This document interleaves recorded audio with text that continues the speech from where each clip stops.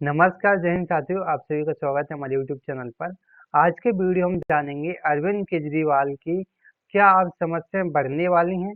ऐसा क्यों? ऐसा इसलिए क्योंकि 10 मई को अरविंद केजरीवाल जी जमानत पर छूटकर आए हुए हैं। उसके बाद ये अपनी राजनीतिक पार्टी के समर्थन में रैलियां भी कर रहे हैं। उसी रैलियों के दौरान इन्होंने कुछ विवादित बयान दिए, जिन विवादित बयानों को लेकर ईडी के वकील सुप्रीम कोर्ट पहुंचते हैं और कहते हैं कि इस तरह से इनकी जो जमानत है उसको रद्द की जानी चाहिए। ये विवादित बयान दे रहे हैं। उस विवादित बयान में अरविंद केजरीवाल ने ये कह दिया था कि यदि मैं चुनाव जीत जाता हूँ तो मैं जेल नहीं जाऊंगा। इस तरह से इन्होंने बयान दिए थे। उसके बाद में आपस में बहसबाजी होती है अरविंद केजरीवाल और ईडी के वकील के बीच में, और सुप्रीम कोर्ट का अंत में डिसीजन आता है। जो भी डिसीजन रहा, बड़ी लंबी प्रक्रिया हुई। आज के वीडियो में जानेंगे कि ये पूरी लंबी प्रक्रिया क्या थी, किस क्या मामला था, और क्या अरविंद केजरीवाल के वकील की दलीलें थी, और क्या ईडी के वकील की तरफ से दलीलें दी गई हैं। बने रहिए वीडियो के लास्ट तक और समझेंगे आज की वीडियो में कि आखिर क्या मैटर चल रहा है इन लोगों के बीच में। पहले ये जानते हैं कि आखिरकार दिल्ली के जो सीएम अरविंद केजरीवाल जी हैं, उनका क्या मामला चल रहा है, क्यों ईडी ने गिरफ्तार किया था और क्यों आखिर उन्हें जमानत मिली, और अब क्या मुद्दा बना हुआ है। तो जो लोग पुराने व्यूअर्स हैं उनको पता होगा कि मैं लगातार सेशन करता रहता हूँ, लेकिन जो नए व्यूअर्स हैं उनको संक्षेप में बता देता हूँ कि अरविंद केजरीवाल जी दिल्ली के सीएम हैं और उन्हें दिल्ली में शराब घोटाले के मामले में ईडी के द्वारा गिरफ्तार कर लिया गया था, और फिर उन्हें विशेष छूट भी दे दी।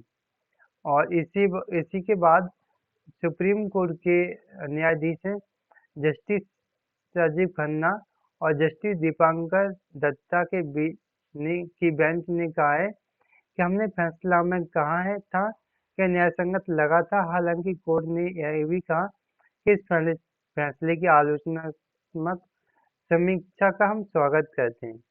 ईडी की तरफ से जनरल तुषार मेहता कोर्ट में पेश हुए। उन्होंने कहा कि केजरीवाल जमानत के बाहर जाने के बाद चुनावी भाषण में कह रहे हैं कि आपको वोट दिया तो मुझे 2 जून को जेल नहीं जाना पड़ेगा।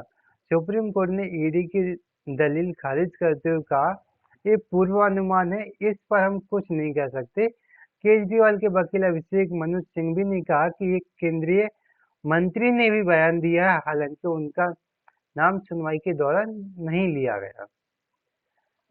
मामला ये है कि अरविंद केजरीवाल ने किसी भाषण में कह दिया था कि यदि मैं चुनाव जीत जाता हूँ, आप यदि वोट देते हो, मैं चुनाव जीत जाता हूँ, तो 2 जून को मुझे जेल में नहीं जाना पड़ेगा।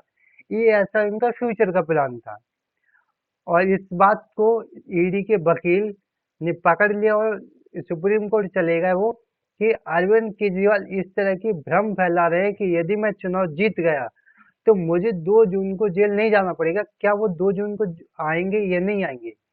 इस बात पर सुप्रीम कोर्ट ने उनकी दलील को खारिज करते हुए कहा कि ये पूर्वानुमान है और सुप्रीम कोर्ट किसी पूर्वानुमान के ऊपर काम नहीं कर सकता है। जो होगा बाद में उसके ऊपर हम कार्रवाई करेंगे। अभी फिलहाल उनके ऊपर कोई कार्रवाई नहीं होगी।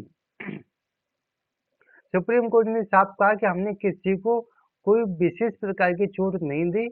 हमने अपने आदेश में वही कहा जो हमें सही लगा। केजरीवाल जमानत पर है और 2 जून को वापस आ जाएंगे। यदि जो उनका पूर्वानुमान है वो समय को आकर जो समय आता जाएगा उसको देख के डिसीजन लिया जाएगा कि होना क्या है। आगे खबर है कि ईडी ने सुप्रीम कोर्ट को बताया कि वह शराब नीति मामले में आम आदमी पार्टी को भी आरोपी बनाएगी। केजरीवाल और पार्टी के खिलाफ बहुत जल्दी चार्जशीट फाइल की जाएगी। जांच एजेंसी ने दावा किया है कि उनके पास इस बात में पर्याप्त सबूत हैं कि आपकी तरफ से शराब घोटाले का पैसा गोवा विधानसभा चुनाव में खर्च किया गया। जांच एजेंसी ने 2 दिन पहले मनीष सिसोदिया की जमानत याचिका पर सुनवाई के दौरान दिल्ली हाई कोर्ट के सामने भी ऐसा बयान दिया था।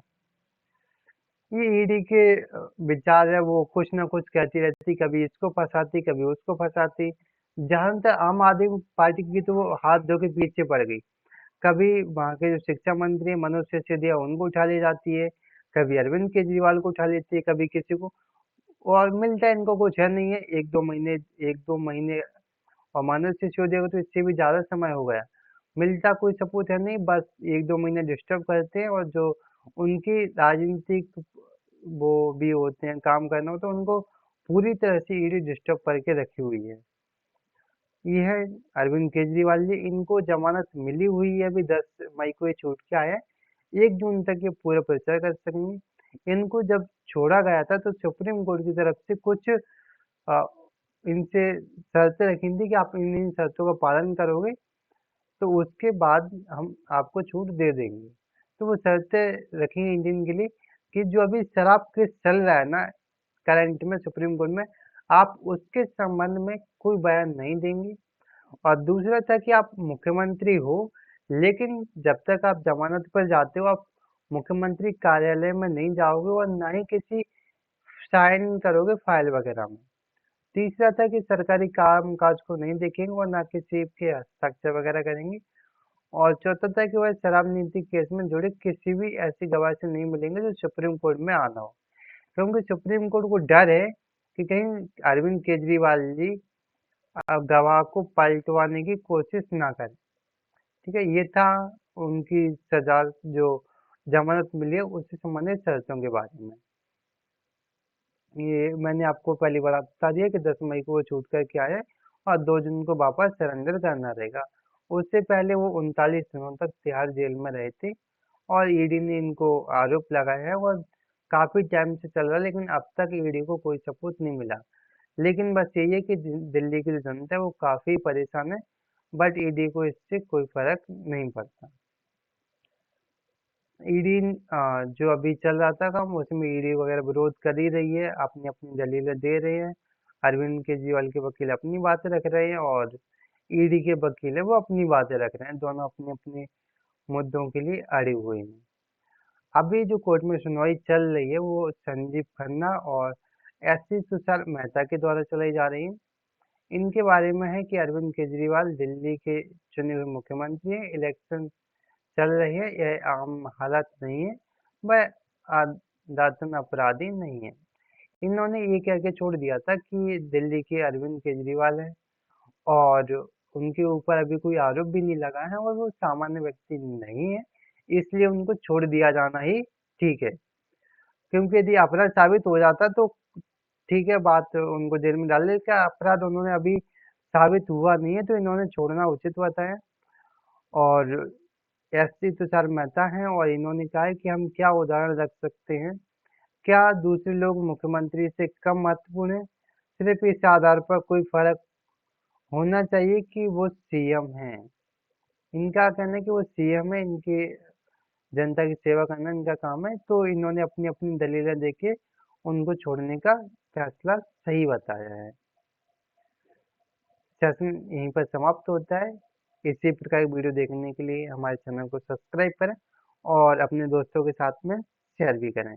थैंक यू, जय हिंद, मिलते हैं नेक्स्ट वीडियो में, तब तक के लिए धन्यवाद।